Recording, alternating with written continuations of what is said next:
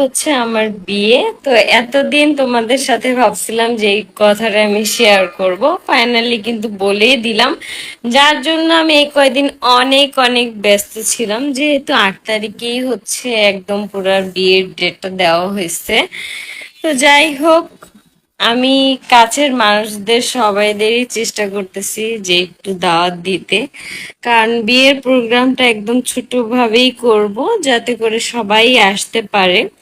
তো যাই হোক, 8 তারিখেই কিন্তু তোমরা সেই জিনিসটাই দেখতে পারবা, যেইটা তোমরা আমাকে এতদিন এত এত পরিমাণ কমেন্ট করতাম।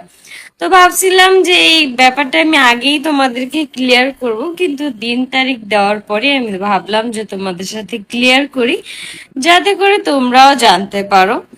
কারণ এইটা নিয়ে এত পরিমাণ প্রশ্ন আসে যা বলার বাইরে। আসলে একজন একজন করে তো সবাই রিপ্লাই দেওয়া যায় না। তো এই জন্য আমি ভাবলাম যে একদম সবকিছু পাকাপোক্ত হবে, একদম ঠিকঠাক ডেট দেওয়া হবে, তারপরে আমি তোমাদের সাথে এই ব্যাপারটা ক্লিয়ার করব। তো ফাইনালি কিন্তু আমি বলেই দিলাম। আর মানে আর কি বলবো, আর এখন বলার তো কিছু নেই। আমি তো খুবই এক্সাইটেড, এটা তো তোমরা দেখে বুঝতেই পারতেছো। তো যাই হোক, বিয়ের কার্ড টার্ড এখন আর কি ছাপাতে হবে।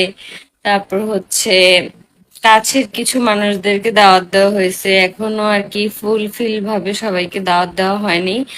আর খুব কম সময় এখন আমাদের হাতে, একদম ড্রেস, জুয়েলারি, মেকআপ সবকিছুই আগে থেকে ডিসাইড করে রাখতে হবে, যাতে করে আমি চাচ্ছি যে একদম সিম্পল একটা লুকে যাতে করে বিয়েটা সম্পন্ন করতে পারি। তো যাই হোক, সবকিছুই তোমরা দেখতে পারবে, জানতে পারবে। তোমরা যদি প্রতিনিয়ত আমার আইডি ভিজিট করো তাহলেই কিন্তু জানতে পারবে। আমি সবসময় চেষ্টা করি সবার আগে তোমাদেরকে আপডেট দেওয়ার জন্য। তো যাই হোক, এতদিন আমি এই জন্যই অনেক বেশি ব্যস্ত ছিলাম। তো ফাইনালি তোমরা সেই সময়টা আর কি চলে আসছে আমার, প্লাস তোমাদেরও, কারণ আমার থেকে বেশি তোমরাই আমাকে এই প্রশ্নটা অনেক বেশি করতা। তো যাই হোক, 8 তারিখেই কিন্তু তোমরা দেখতে পারবা আমাকে নতুন লুকে। তো সবাই আমার জন্য দোয়া করো, আর অনেক অনেক ভালোবাসা রইলো তোমাদের জন্য। টাটা।